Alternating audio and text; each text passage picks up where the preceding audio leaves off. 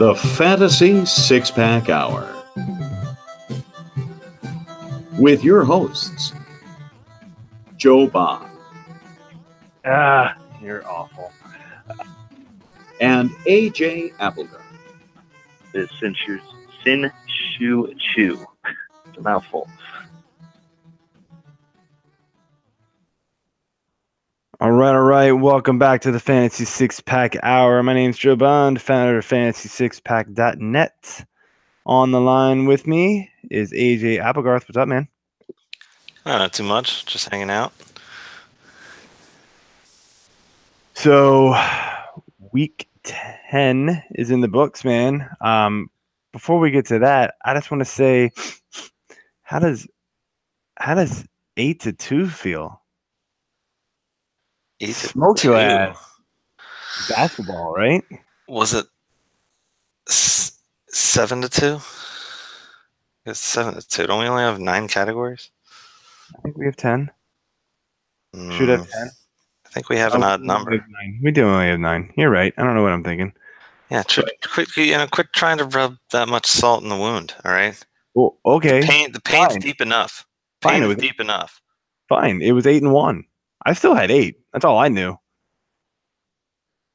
Yeah. That sounds right. I got you in points on the very last day.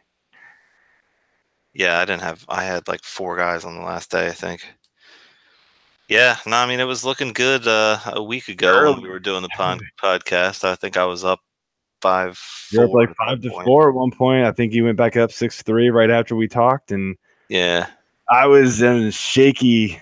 Man, it was looking bad for me, and then my team just caught fire, bro. Like, just caught fire. I don't know what happened. Yeah, I don't either. I looked at it Friday, and I was like, all right, I'm done. There's no coming back. Sunday was bad, man. I had like 127 points to your 95. I mean, I was closing the gap, but that was enough to put me over the top there. And good old JaVale McGee got me the blocks on the last day too. I got 6. Yeah, I only lost blocks by 1, didn't I?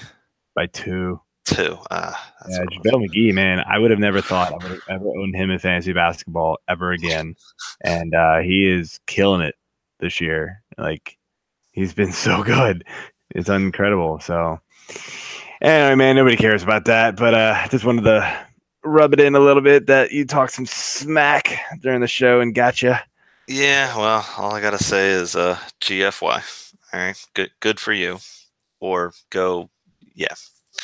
Mm-hmm. All right. Long season. Yeah.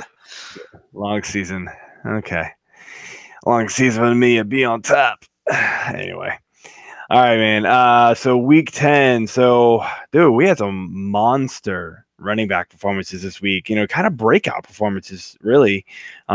Nick Chubb, he's had some good games. But dude, this felt like a true breakout performance for him. Like 170 some yards and 2 touchdowns. I mean, he had a crazy good game. It was like a 90 something yard run too by him. That was such a good game for him. And good for him. He's getting the rock. He's making it work. They beat up on Atlanta.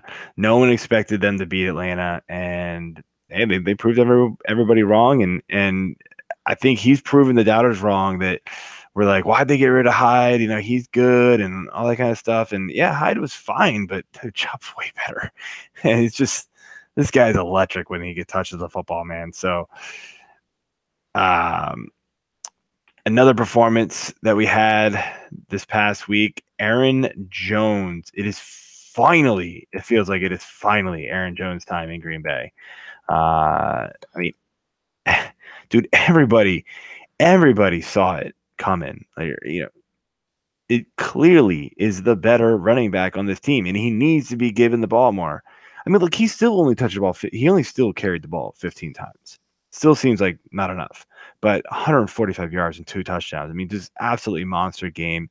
This guy I think he's awesome, and he needs to get the ball 18 to 20 times a game somehow, some way. And Aaron Rodgers is calling for it too. But, again, another kind of breakout performance from one of these guys that everybody kind of thought it was coming eventually. It was just a matter of when, right? And then the last one, not really a breakout performance, but a good to see performance, right? The yards per carry, they were bad. It was really bad. But Leonard Fournette touched the ball 24 times, came out of the game healthy. So that's good. But just the volume is there. 53 yards rushing. I believe he had a 55-yard receiving touchdown too. It's not on the box notes that I'm seeing right now for some reason. I don't know why.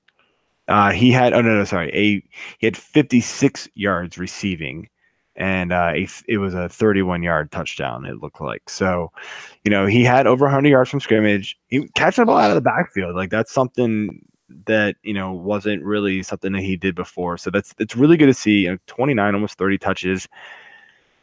I just want to ask you, what do we expect from these three guys the rest of the season? Let's start with Chubb here. Yeah, I mean, I like what he's doing there. We talked about it before. Maybe this is now Duke Johnson time. Well, here we are flipping the script again, and now it's back to Chubb.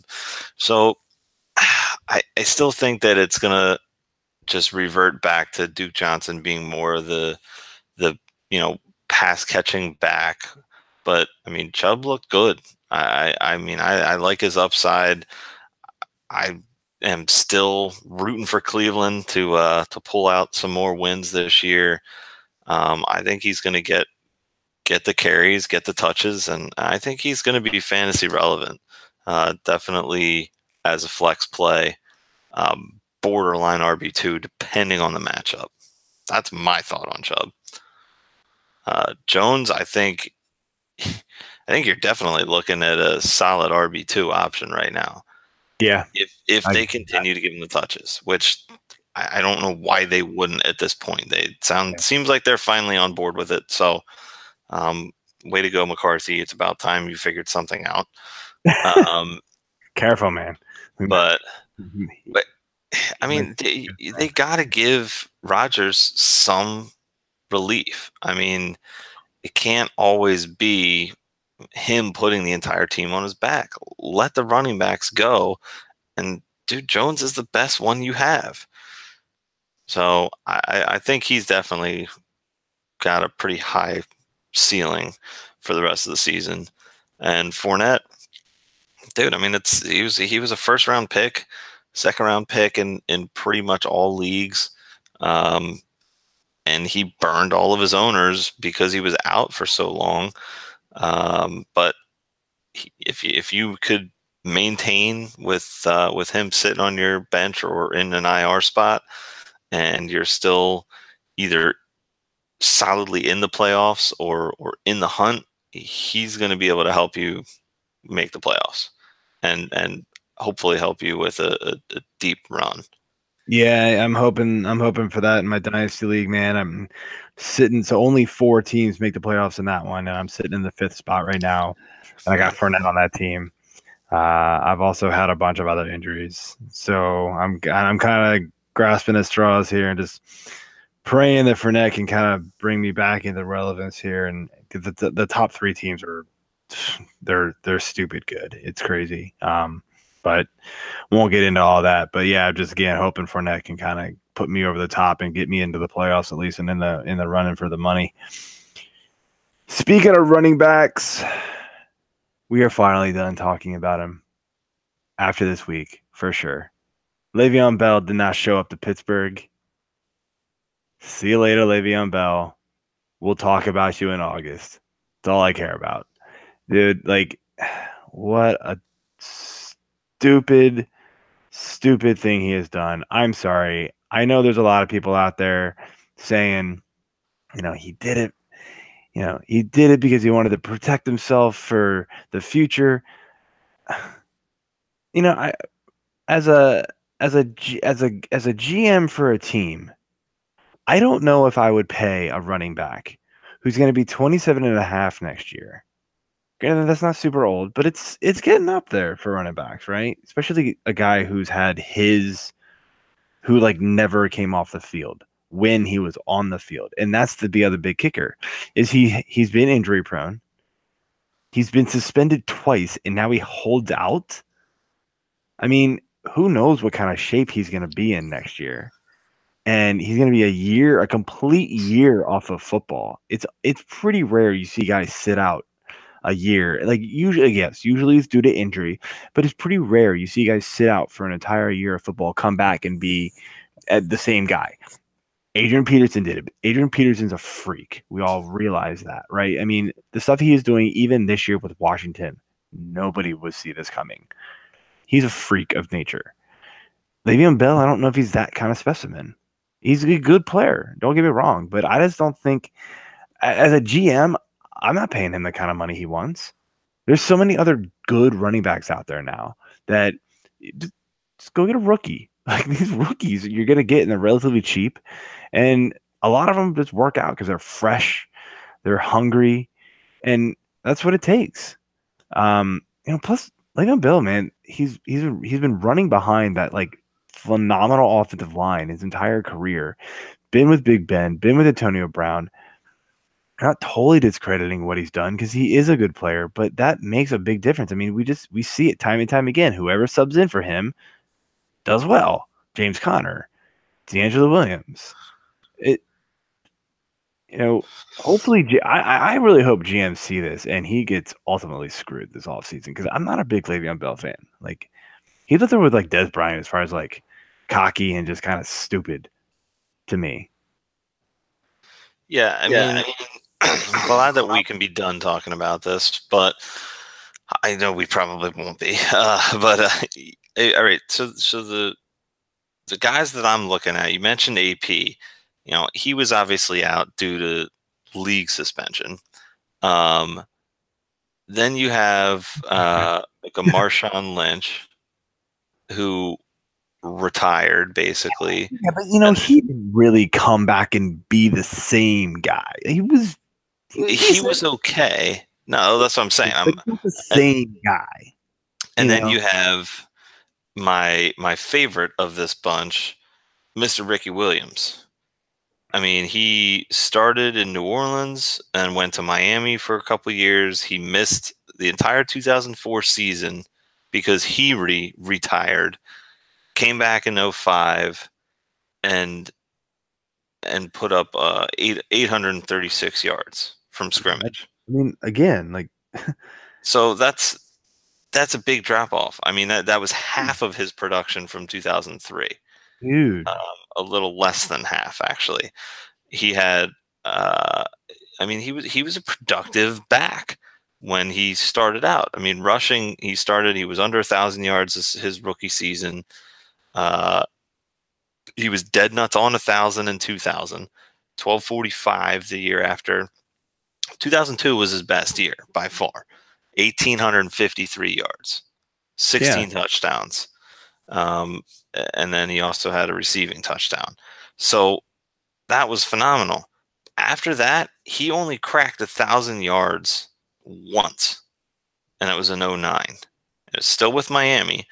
But he had 1,121 yards. Every other season that he was back, 2007, it seems like he must have missed a lot of time for injury or something. He also missed 2006, the entire season, because of violation of substance abuse policy. Yeah. So he had 2 different seasons completely gone. You would think that he had all kinds of tread left on the tires. He comes back in 2007 at 30 years old, and he had 6 rushes for 15 yards. He had to have had injury or something. It's not showing up on this thing, but yeah, dude, he didn't do anything. Yeah. So again, going back to Bell here. I mean, I think these are very good examples you bring up, and exactly why I would not pay Bell what he wants. Sadly, I think somebody will, or at least close to it. I just wouldn't give it to him. I mean, I don't think he's worth it. He's just a headache, and just not worth it to me. But I mean, like, where do you think he goes? Like, where are some landing spots for him next season? Let's think about it out loud here. I mean, honestly, Pittsburgh, I believe, has the ability to franchise him again.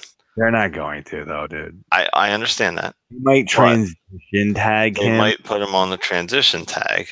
Only because they get like a bigger pick out of it or something. But I think, that'll help them. Yeah, I'm looking at the Jets. The Jets seem interested in him this year. I think that's a decent landing spot. Yeah, I mean, in past years, I would have thought Detroit, but Kerryon Johnson's been really good this year. I don't see him going there now. He's not going to like Arizona. San Fran just signed McKinnon, so they'll have him back next year. I'm sorry. I wonder if Chicago would go after him. I mean, like, Cohen is okay. Cohen's been good. I think Cohen's been better than Howard, but I mean, those two guys are suitable. I don't think you're going to go out and spend crazy money on a Le'Veon Bell when you have two productive backs. The one that kind of got brought up, but I never really heard what the coaches actually said about it. Your Eagles. I mean, I wouldn't surprise me. I kind of wanted to stay away from mentioning them, but it wouldn't surprise me because Darren Sproles hasn't even played yet this year. He played or maybe the first game, but he hasn't done. He's not your bell cow every down back. He's a scat back. You got to consider it's do they want to keep Ajayi? Clement's obviously not the guy. Smallwood's not the guy. Josh isn't the guy. I mean, let's be realistic here. They don't really have the guy. Ajayi is good, but no matter where he goes, nobody wants to give him a full workload, it feels like. So maybe there's something to it. Yeah. So, I mean, it's a potential. Look, we have no idea. We're just throwing out names, the guys, teams that I think are potential landing spots for him and decent landing spots because of the workload. Who knows? Maybe he goes to somebody stupid like the Oakland Raiders, Raiders was the other team I was just thinking about. That would be. They're losing Lynch. I mean, I don't see Lynch coming back another year. I think his contract's actually up anyways. You think he's going to retire going on the IR? I think he'll come back just to not go out hurt. But I don't know, dude. I mean, he retired before because he just didn't want to play. So he's kind of a special case, but yeah. I don't know. It remains to be seen, obviously, but there's options out there. I just don't know after seeing this whole thing. I just think he totally played this whole thing wrong, and I'm now coining the phrase of Le'Veon Bell this or whatever. If you totally botch a situation, that's what I'm calling it now.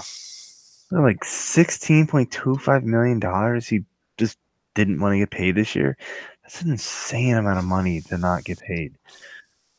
He better get a freaking massive payday to make that up. They're like, that's the thing. Like, I just don't understand. He has to get paid boku bucks to make that up. Anyway, let's move on here. We usually do injuries a little later, and we still will. But wanted to mention, as I already brought up his name, Dez Bryant. As much as I'm not a fan of Dez Bryant, it is a shame to see guys, try to make the comeback. He got signed by the Saints. There was some excitement around that signing.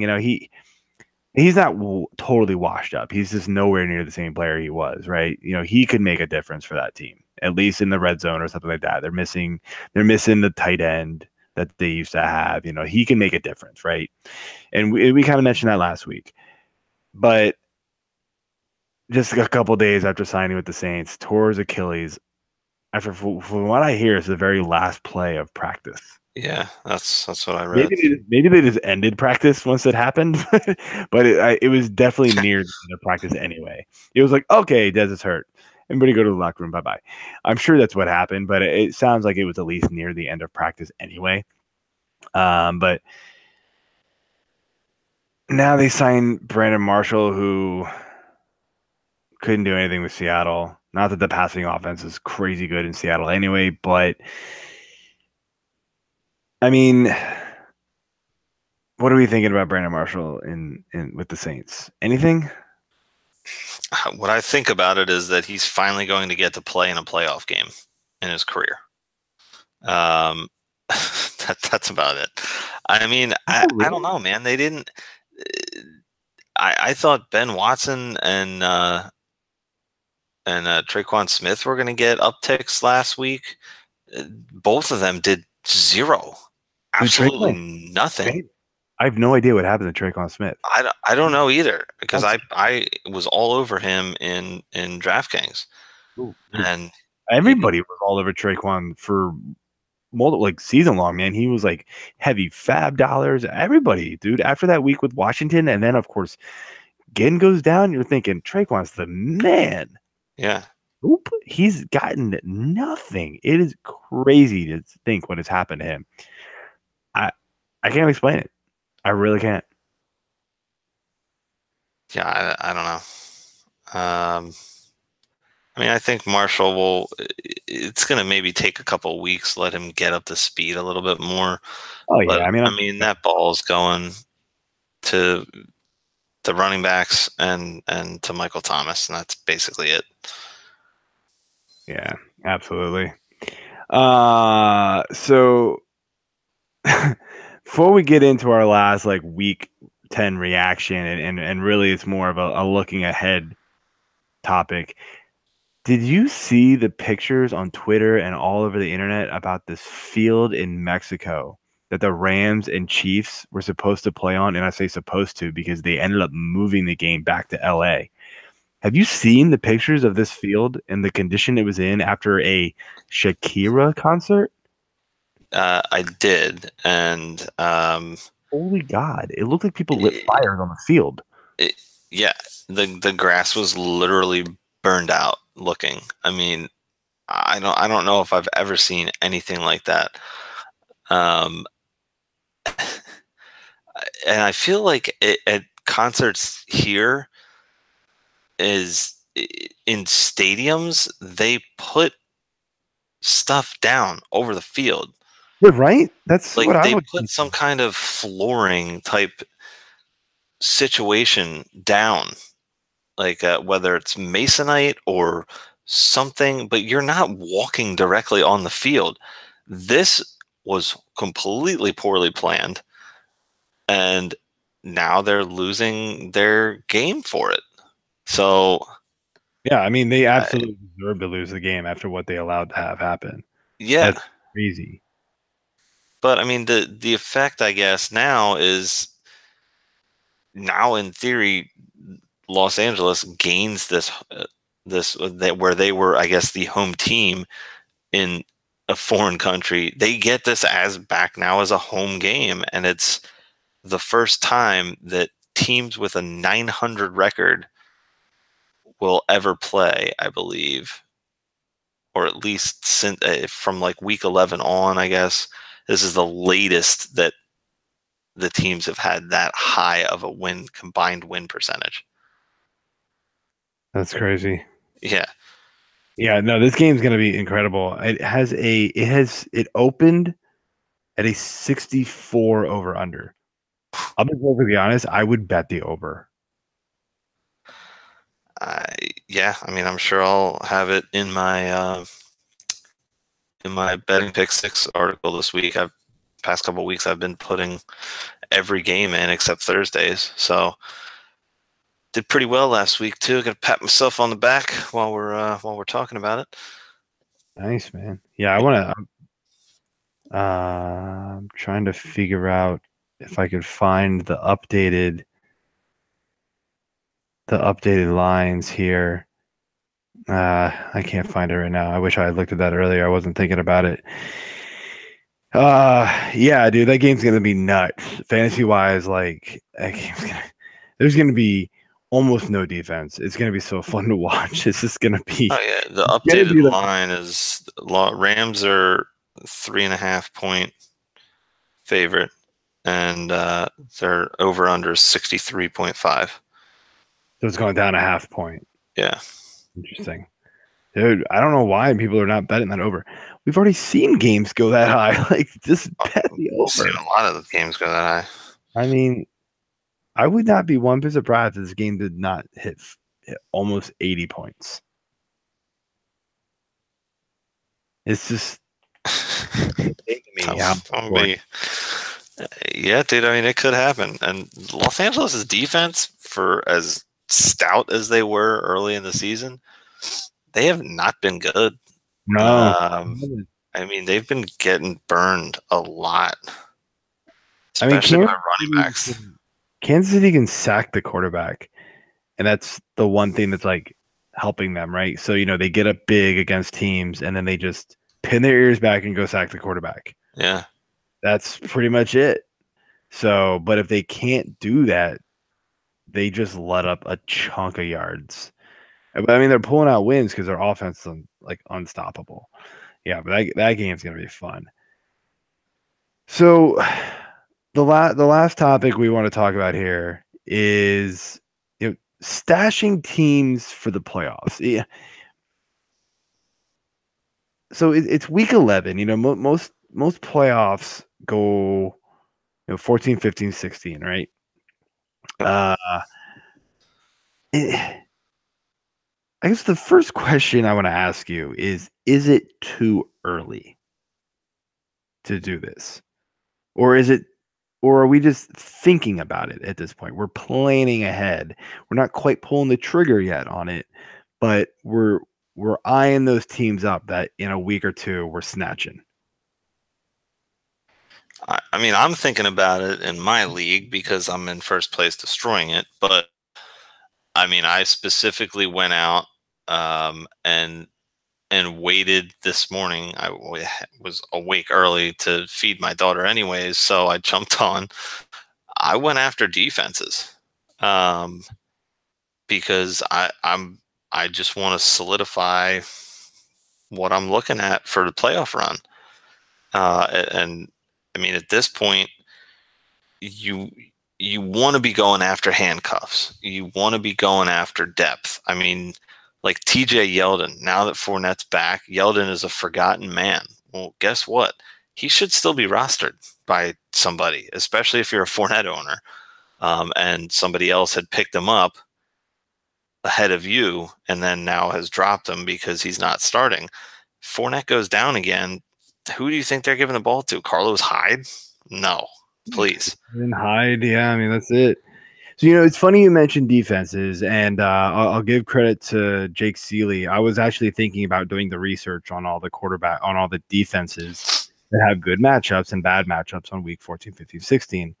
And lo and behold, he puts out a chart on a bunch of the good ones. And I'm not going to go through the whole list. I'm not going to publish his whole work here. But number one, the Detroit Lions. Week 14, he gets Arizona. Week 15, they get Buffalo. Week 16, they get Minnesota. So that's not super awesome. But, they still allow the 20th most points because Cousins, as I know as a Redskins fan, is very prone to turnovers. And Minnesota fans are learning that. Yeah. Good job for paying this guy a $90 million guaranteed contract. Genius. Yeah, I mean, he's fine, but it's just he's not worth that. The Redskins at number 2, they get the Giants, the Jags, who the Jags might not be quite as much of a pushover if Fournette's healthy, but they're still not an offense that I'm scared of. And then Tennessee. Those are 3 pretty tasty matchups, dude. And if the Redskins can play like they did against Tampa, where they allowed a lot of yards, but only 3 points, that's going to be great. A couple of the other ones I'm looking at here, you got the Falcons with Arizona in week 15. Is there like I'm wondering if who's the Buffalo bam bam bam? So Buffalo plays the Jets in Patriots is week 16. Okay, so you got the Jets at week 14, the Lions, who I already mentioned, and then you just mentioned the Patriots. I mean, you could legit stream all three of those defenses, I think. Patriots are the one where you're like, I don't know if they're available. I think people like them. So, and they're hard to hold because they get Pitt in week 15. So that's going to be tough. And that's the beauty of it with me, because I picked up the Patriots defense like weeks ago when they started playing well anyways. And then I looked at it and was like, oh, well, hello, week 16 against the Bills. I will stash you guys if I don't want to play you every week. They want to Nathan Peterman. Oh, bye-bye, Nathan Peterman. You got cut. I'm so sad. Oh, well. I know, man. No more. Maybe it's not as juicy of a matchup as we thought if they got. I don't think Matt Barkley is going to do Matt Barkley. Jets, but that was. But the other ones that I was looking at was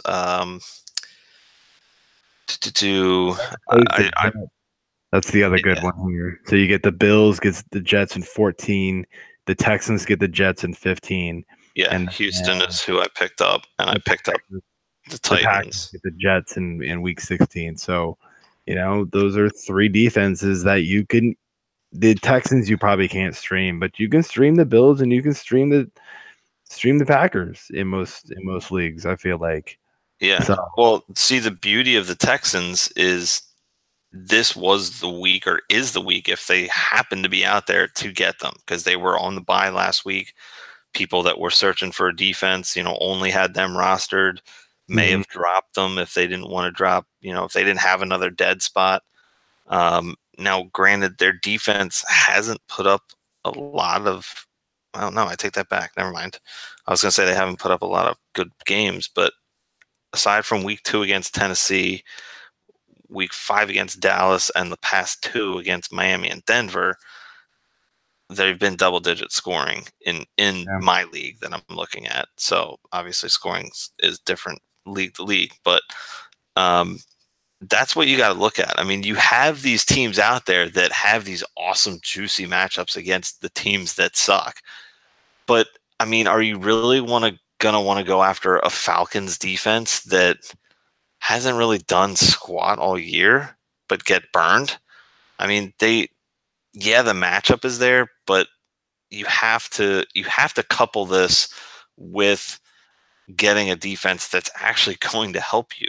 I mean, I get that the matchup is nice, but we see it all the time with our starters, quarterbacks, receivers, running backs, and tight ends that have great matchups yet fail to put up numbers for one reason or another. And I've got a question to ask you on this. So a defense that a lot of teams are going to go into the playoffs with because they're a good defense, the Bears.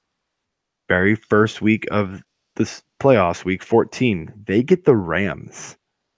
Are you playing the Bears because they're, in my opinion, the best defense in the league right now? Or would you stream somebody like the Saints who get Tampa Bay? Who, Tampa can score some points, but Tampa also turns the ball over a lot and are giving up the 27th most points to offenses right now, or defenses right now. Or would you go out and grab like a Jets who get Buffalo, or the Bills who get the Jets, or somebody like that? Now, I don't think you're dropping the Bears. I think you would have to drop somebody else to get that other defense. But to me, that's a tough one because the Bears are damn good. Yeah, I mean, that one is tough. I mean, I'm hoping that if you're a Chicago owner, that you're hopefully getting a bye the first week. Yeah, that's what I'd be banking on. That my team everywhere else is really good too. But if not, that's a tough. It's a tough sit and it's a tough start.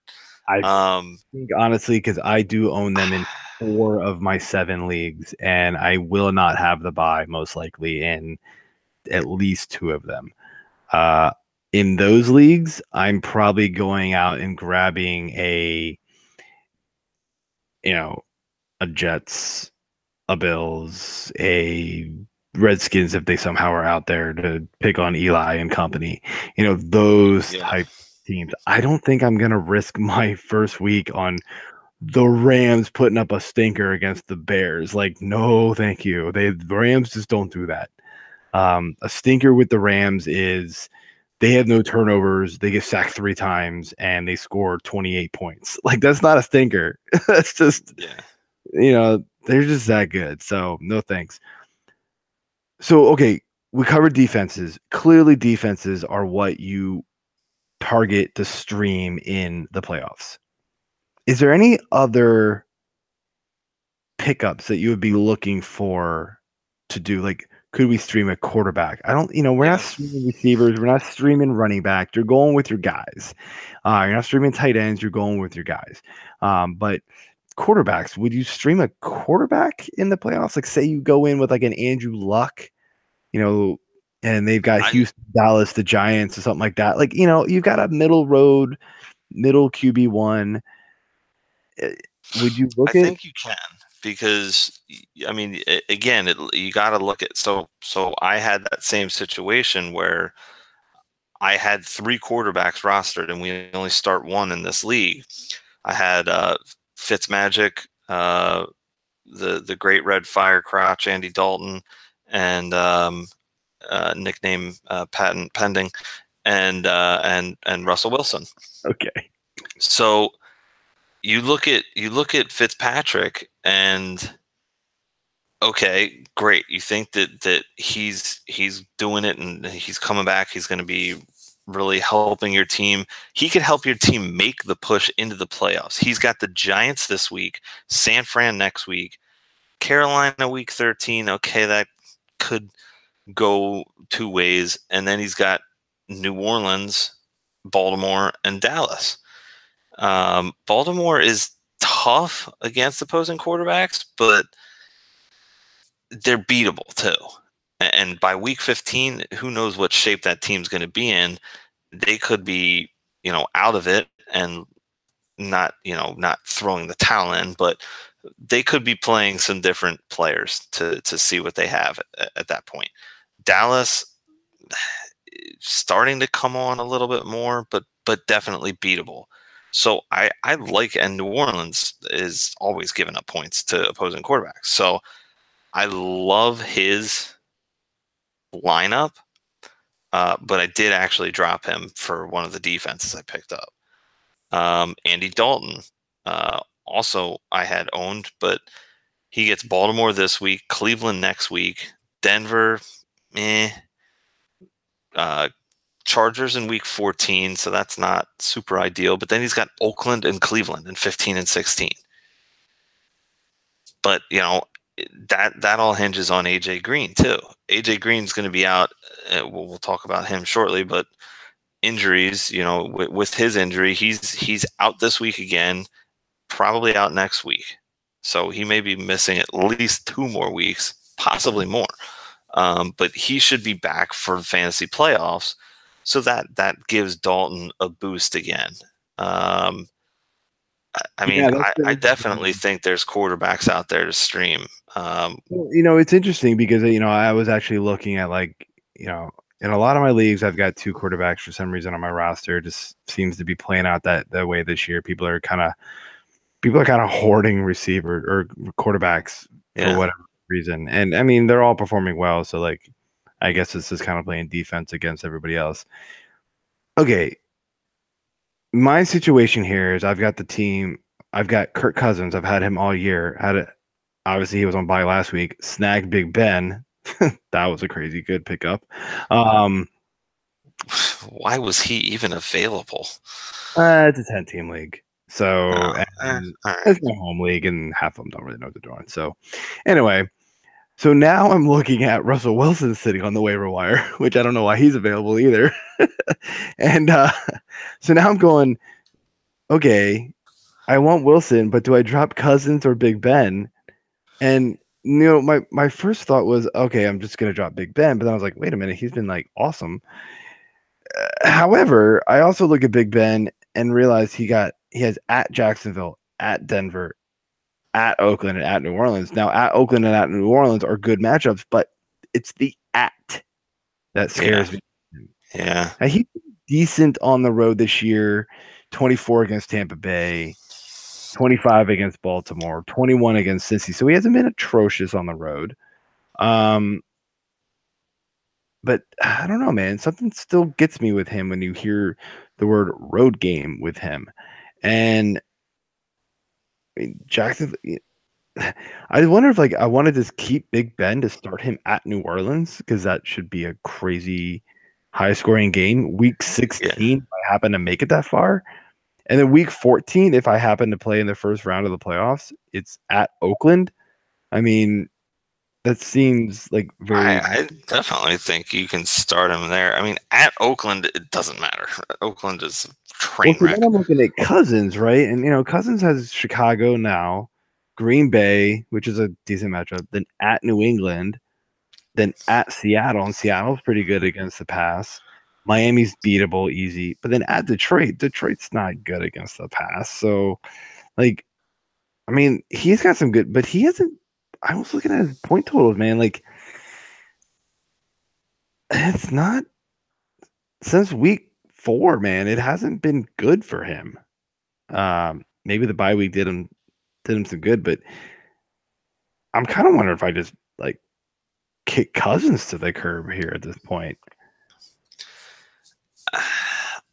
Yeah, I mean, tough one. I would try. I mean, if you haven't past your trade deadline, maybe you could try to trade him. Nobody's trading in this league. Yeah, I mean, the problem is the teams that are still in it have quarterbacks, and the teams that aren't in it don't care, and they're not trading. It's just no one's trading for the 13th ranked quarterback. Kirk Cousins is huge now, so this is not going to happen. So yeah, and I don't know. I'm going to mull this one over because this league isn't super active, so I think I've got a little bit to sit on with this one. But yeah, I mean, again, I'm with you. You can stream quarterbacks. My other thought is, and look, you can't blow up your entire team to mold it for the playoffs. Some of you are still going to need your roster as is right now to do this. You're only picking up players like this, picking up defenses, if you are just about locked into the playoffs. Don't go ruin your chances to set yourself for the playoffs and then not make it. But we still have 3 weeks, so I mean, So the other thing to think about is okay, do you then start looking at handcuffing running backs? And I say it depends. And I don't want to get too long-winded about this because we've already gone kind of long this show. But what I want to say is, if you've got a Gurley, if you've got a Kareem Hunt, guys like that, you go grab your Spencer Ware, you go grab your Malcolm Browns, but only if that guy, that handcuff would then start for you if the main guy went out. If you have better backups than a Malcolm Brown or a Spencer Ware, if Spencer Ware and Malcolm Brown were then the guy, then you don't pick him up. I have a lot of teams that would fall into that category because I stacked my running backs. Exactly the reasons that we're seeing, running backs just kind of face planted all over the league. And so I made sure I had a lot of them, and it's worked out well for me in a lot of leagues. Unfortunately, I have a couple teams where my running backs all face planted, and those teams suck. So it is what it is. But I've got Nick Chubb on the bench on a couple teams because I can't start him. I've got Lamar Miller on the bench because I can't start him. And I've got decent running backs. I don't think I would be starting a Spencer Ware over Lamar Miller if Spencer Ware was all of a sudden the guy. Maybe I would because Kansas City's awesome, but Spencer Ware doesn't really excite me either. But that's the situation you have to think of. Receivers, there's no such thing as a handcuff receiver. Figure it out when your guy goes out. Like that doesn't work. Tight ends the same way. Running backs is the only possible thing I would do. But you have to have a player to drop to do it. You can't just pick him up and drop another good player because you don't want to give that good player to your potential opponent either. So that's something you have to weigh when you're doing this, is you have to have the roster spots to do this. You've got to be able to drop like I've got in one league I'm staring at right now. I've got like Cortland Sutton on the bench. I like Cortland Sutton.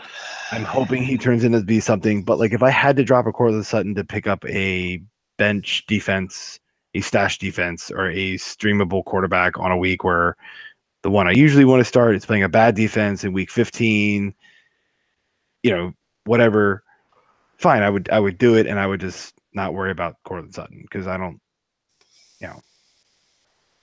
Cortland Sutton's probably not going to all of a sudden blow up to be a 20-point a week receiver anytime soon. Yeah, so, that's the way you're looking at it. And that's the kind of depth that you want to get rid of. I mean, you want to build depth now to have quality options and good matchups, but yeah, I mean, some of these guys like a Cortland Sutton, you're not going to start these guys over some of your other guys that got you there. So I'm full favor of that to do those and move them down. So, but yeah, let's get into the injuries here and move on. So, I already mentioned A.J. Green. His toe injury is looking like it's going to keep him out till December now. Dude, actually, I just read something literally minutes before we started recording this that they're saying there's a chance he plays this week, which would surprise the hell out of me. But yeah, that's definitely new news. Early reports just this weekend was he was out till December. So I'm still kind of agreeing with that one more than I am he plays this week. But hey, don't count anything out. Yeah. Yeah, I mean, keep an eye on it then if you're a Green owner. I know in my one league, we just had a trade go down that the one guy flipped Cohen, who I traded to him for Boyd. He flipped him and Devontae Adams for Melvin Gordon and A.J. Green. And I told him, go after Green because he's injured. You're locked into to getting a playoff spot. So by the time he comes back, this other guy's trying to make the playoffs. I think it's a win-win. So that's good news, but that trade won't go through until after this week now anyways, because Devontae plays tomorrow. Cooper Kupp out for the season, torn ACL, had knee issues earlier this season as well. And now it's, obviously a full tear. So he's out the rest of the season on IR. Marvin Jones is dealing with a bone bruise. Keep an eye on him. He is probably likely to play, but if he's out, that's a big boost to Kenny Galladay, and even Galladay should be pretty heavily targeted in some DFS this week, regardless. Randall Cobb, hamstring injuries creeping back up, so. Been ruled out already. Yeah, he's been ruled out again. I mean, they're playing tomorrow, so MVS you're looking at again. Geronimo Allison is officially done for the season now. James Conner is in concussion protocol. Definitely keep an eye on that. Of all the times for him to get concussed, the week where Le'Veon has his, deadline, it was not ideal, but. Good news for Connor is they played on Thursday, so he's got plenty of time to get cleared. Yeah, he's probably gonna play. I would lean towards it as well, but have a contingency. I guess you could go for Stephen Ridley. No. Chris Carson will play, but I mean, who are we going to be using in the Seattle backfield now? You've got Carson, who's been good when he's played, and then when he's sat, they've had Mike Davis, and he's been good. And then this past week, Rashard Penny had a great game. So, I mean, it's a coin flip there, but I think I'm still going Carson. I mean, every time Carson has played, he's gotten the lion's share of the carries. Yeah. Except for when he gets like hurt during the game type of thing.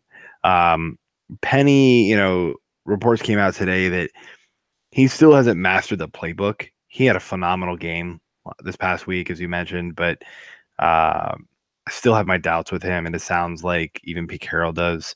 Mike Davis is the only one that I would potentially play, but I just think if Carson's healthy, like he's the guy, and they've already listed him as the starter, so he's the one you got to go with.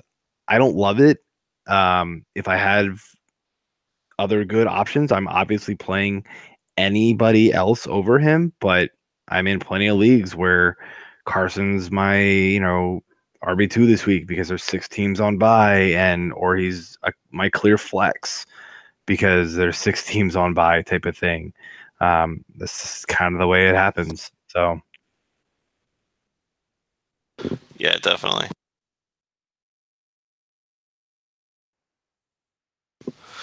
So then last 2 we have listed here.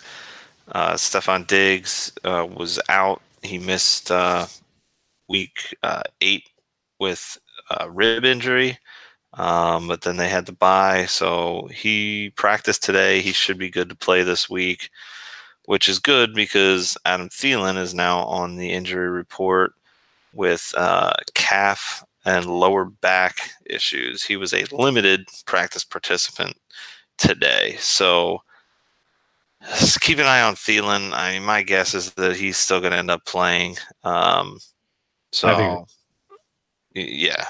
think it'll just be minor stuff, but he's on the report, so you got to monitor it at this point.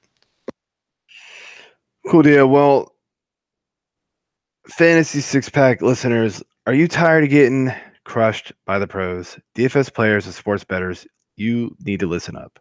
TheQuantEdge.com has the tools you need to play like a pro. With our lineup optimizer, injury tool, wide receiver cornerback matchups, and head-to-head tool, you will be armed with everything you need to win. You can make up to 150 lineups in seconds, see matchups to exploit, and compare players to help you make the right decision you're on the fence about at TheQuantEdge.com. You get exclusive access to their industry experts, articles, podcasts, and the TQE community by participating in the premium membership chat. We here at Fantasy Six-Pack have a special deal for our loyal listeners.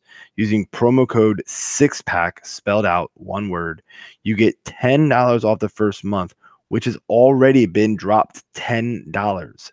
So it's a great deal right now for the rest of the season. Go to thequantedge.com to sign up today.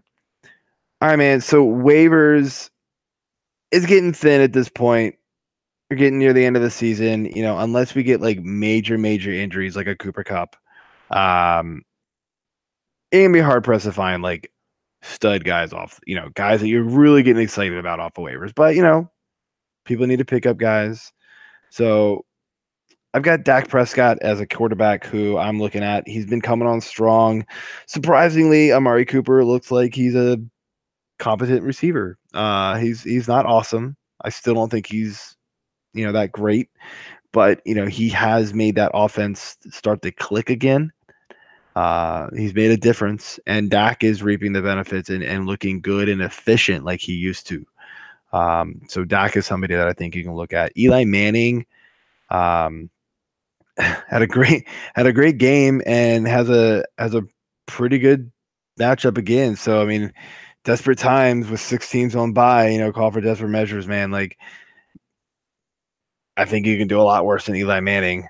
Running backs, like I just kind of said Rashad Penny might not be the guy, but I think you've probably got some trash on the back end of your roster at least one team that you're playing on, right? So take a chance on Penny. Maybe he's finding his groove at the end of the season here. We've seen it happen before in Seattle where somebody comes on strong at the last few games of the season. So why not maybe think it's Penny who, first round draft pick. Derrick Henry, a little high owned at 49% as of yesterday, but he's scoring touchdowns. Still not looking all that great, but touchdowns, 6 points, man, you'll take them. And then Josh Adams for Philly. The Philly backfield, dude, is just a mess. Honestly, I'm not loving the Josh Adams pick, but yeah, I mean, I wrote it down half homer, half. I don't disagree with you. I think he's getting more touches, and because Smallwood and Clement haven't really shown that they can handle much of a load. Part of that could be due to gameplay too, because the Eagles just haven't been as good this year as they were last year, and different injuries have slowed them down and kind of screwed things up, and I think that's a big part of it. I do not disagree with you. I just think if you pick him up, you're not expecting a lot right now. This is what Richard likes to call a spec ad, a speculation ad. Absolutely. You're holding him, you're picking him up, hoping he turns into something. I wouldn't pick him up and start him this week. Receivers, Donte Moncrief. He's been on this list like half the season. I don't know why people don't pick him up. He needs to be owned. He's the one getting the ball. He's the one getting the ball. Like, look, the Jacksonville offense isn't great, but look, he's the guy getting the ball. Like, that's all there is to it. Anthony Miller, he had a phenomenal game. So he's another one of those kind of spec ad type of deals where I want to see him do it again, type of thing before I trust him. But this guy has a lot of talent coming out of college. He had a great preseason. Maybe he's just finally starting to put it together in the regular season. And then I mentioned before Josh Reynolds. He's going to be the guy for Cup. 2 touchdowns the last time out. I don't think you can expect that every week, but he's going to be in that high-flying Rams offense, and you want pieces of that offense anywhere you can get it. Tight ends, I got nothing. I really got nothing. There's nothing out there, dude. Shaughnessy. I tried to find something, and no. There's nothing. Move it on.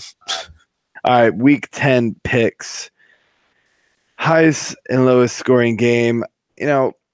Look, I'm just going to say Kansas City Rams is the pick of the week, so we're not going to pick that one. We ruled that one out. So my other one was Eagles and Saints. Both offenses are good. As much as the Eagles aren't what they were last year, they are still good. The Saints are clearly really, really good. The defenses on both teams are struggling. So this could be a pretty high-scoring game. Nothing like Kansas City Rams, but this could be a pretty high-scoring game. My lowest-scoring game is going to be Raiders and Cardinals. Puke on both sides of the ball. Like, gross. This game's going to be awful. So, what you got?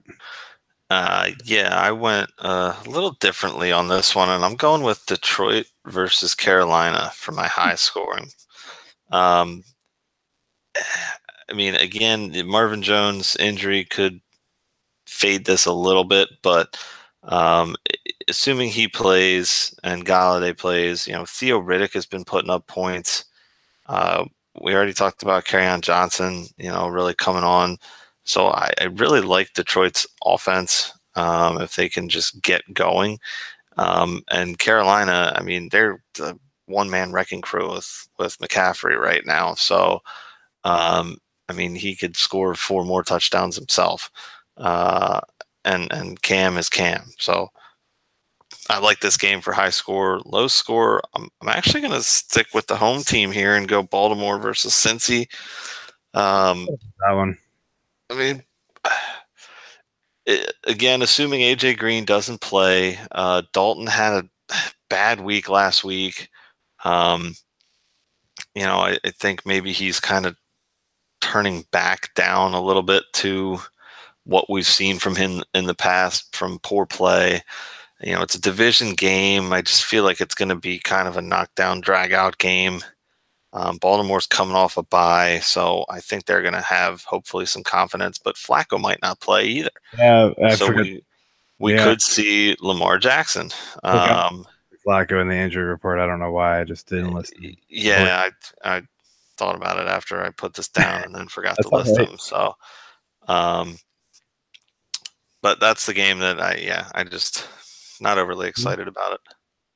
So sleepers here. I'll run through all my quarterbacks. I got Eli Manning. Look, I mentioned before he had a really good game on Monday night against a really poor defense in the San Francisco 49ers. Gets another one this week in Tampa Bay, so maybe he can replicate it 2 weeks in a row. Who knows? Yeah. Running backs here. I got Derrick Henry.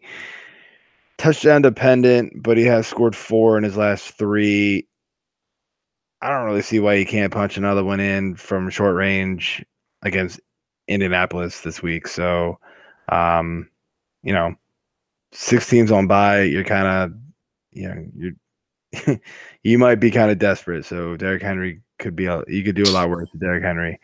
And then my sleeper is Josh Reynolds. Like I said, last time Kupp missed a game, he caught 2 touchdowns. I don't think you can rely on 2 touchdowns, but this game's against Kansas City. The over-under is going to be crazy high. The scoring is probably going to be higher. It feels like it big time.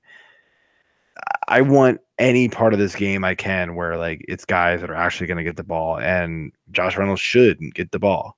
So those are my 3. What you got? I'm going with Dak. We already talked about him in the waivers pickup. I mean, he's just starting to kind of put it back together and play well. He looked really good on Sunday against Eagles, so I like him this week against a very weak opponent in Atlanta. Running backs, they're a little higher ranked, but I'm going. Yeah, these aren't necessarily sleepers, but if you're kind of looking at your studs having tougher matchups, you may want to look at Doug Martin or Jalen Richard. I mean, Richard's just a monster in the receiving game, so that's where all of his value really is. He's only getting a few carries a game, but he's putting up double-digit points because of his receptions. And Arizona absolutely stinks against opposing running backs. So, and then receivers, I have I listed 2. I listed Sterling Shepard and Golden Tate. I like Shepard better, but Tate, again, going against New Orleans, they need to get him the ball. We were talking about him earlier, and he only had 14 snaps. 14 snaps. He had a couple punt returns. I honestly feel like he almost cost us the game because of kind of stupid mistakes. Like the last punt return that they had, he ran up 2 or 3, maybe 4 yards. And then a receiver or a defender was right there, and he turned and did this little spin move to try to get around it, and ends up losing 5 yards more than what he had already gained. So that hurt us because the last play of the game, they tried to do a little hook and ladder, lateral to Golden Tate, and it was right around the 5-8 yard line. I don't know if it would have made the difference, but it could have made it closer. So I do think he can hopefully, with another week of practice, really, really come through. I'm hoping so. I've got Golden Tate on a team, and he killed me this past week. Yeah, I mean, bust. Dude, call me crazy, but I'm going Aaron Rodgers. He's got Seattle. Look, I get it. Rodgers is safe. He's not gonna put up 6 points. That's not what I'm talking about. He's gonna get you points in the teens at the very least, right? The Seattle's been really good against the pass. They're 6th best according to DVOA. Rodgers really hasn't been lighting it up. He's been kind of in that 17, 18 type of point range a lot this season. And with Green Bay seemingly finding a running game finally, you just kind of wonder if they're going to rely on the run a little more this week against a Seattle team who can be run on, and it just limits Rodgers' upside. And so I think he could bust out for for people, and I definitely would not play him in DFS this week if I were playing that. Ingram is my running back this week. I mean, look, Ingram feels like you're going to have to pick and choose the weeks that he's going to be good, and it's going to be game flow dependent, and it's going to be games where the Saints are going to get up big, and those are the games he's going to get used on. Now, luckily, the Saints are probably going to do that against a lot of teams. This is not one of them. The Eagles are going to be able to keep pace with the Saints at least for a majority of this game, and Ingram's going to get left out in the cold. It's going to be a Kamara game. Receiver Corey Davis, he just like who was I talking about earlier? Anthony Miller. Anthony Miller, yeah. Corey Davis is still in my prove it to me territory. He's wide receiver 19 right now, according to Fantasy Pros. No. I look, Corey Davis has a ton of talent. We've seen him drop a lot of passes, though. He just has these games where he looks like he's not all there. The offense doesn't click. It's just the Titans are a weird team, and Corey Davis doesn't do it for me when it comes to like consistency with receivers. So I want to see him put it together multiple weeks in a row before I trust him.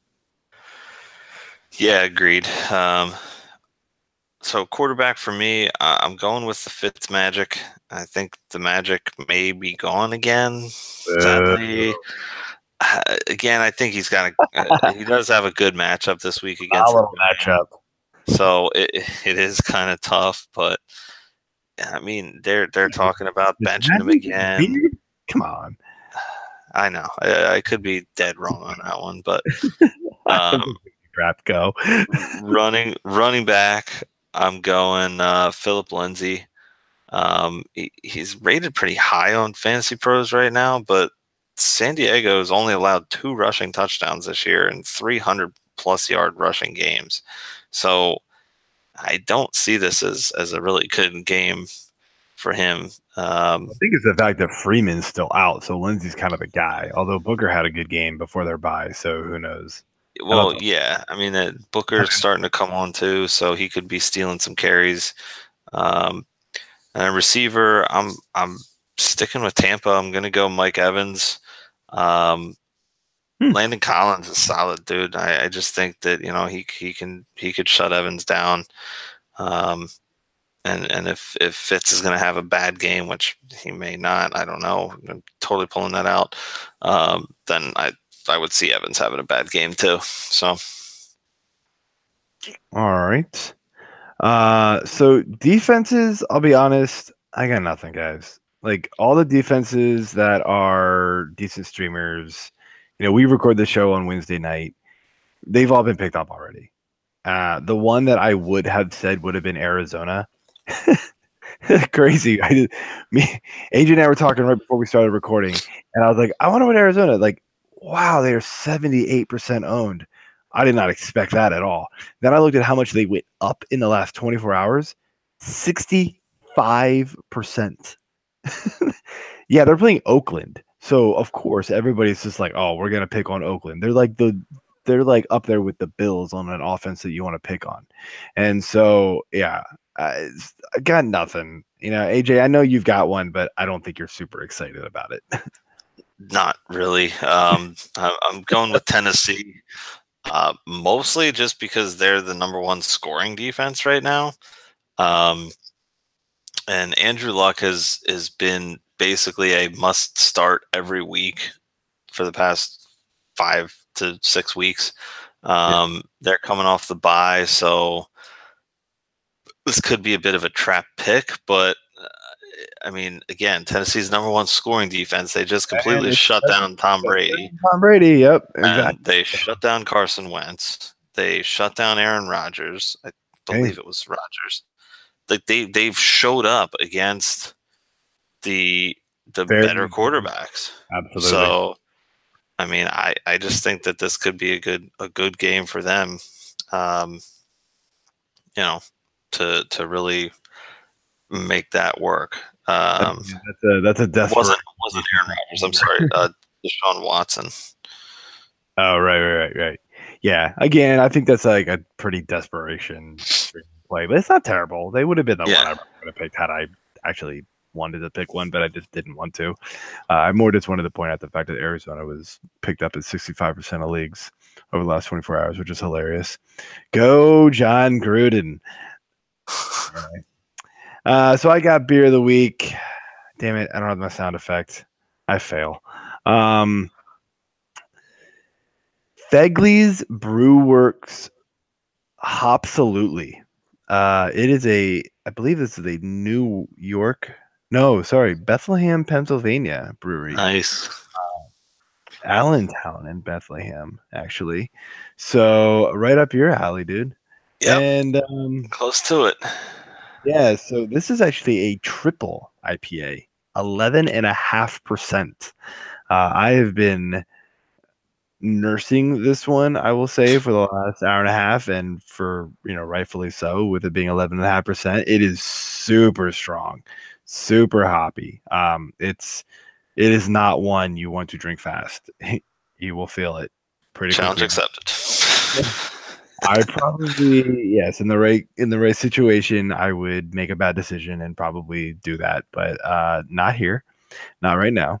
I did give it a 4 on Untapped. The more I drink it, the more I like it, though, and I kind of wish I had waited to rate it. I probably would have given it a 4.25. But it's pretty tasty. But you have to be in the mood for like a really strong, really hoppy beer in order to enjoy this. Nice. Yeah, I'll have to check that one out.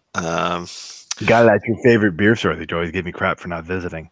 Yeah, well, good. It's about time you visited it. You're welcome. But yes, a little fun fact. Billy Joel's song Allentown was actually supposed to be Bethlehem. It was supposed to be written about Bethlehem Steel. I mean, it was written about Bethlehem Steel, but he called it Allentown instead because it sounded better. Anyway, you're welcome for that as well.